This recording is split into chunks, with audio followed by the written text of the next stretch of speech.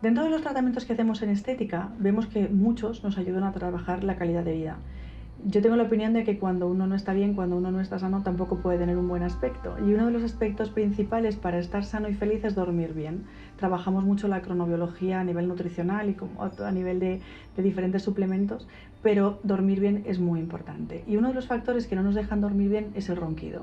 El nuestro, porque no descansamos bien, o el de la pareja con la que dormimos porque no nos deja descansar.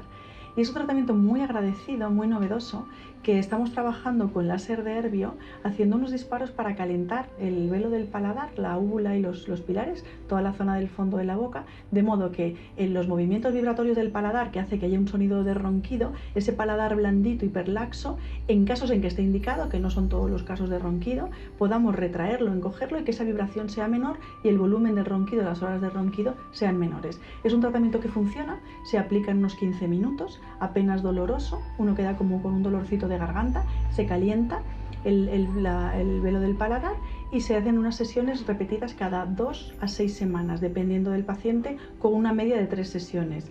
Eso se puede monitorizar con una app en el móvil en el que uno puede registrar sus ronquidos antes del tratamiento y durante toda la evolución y después, y vemos una mejoría espectacular.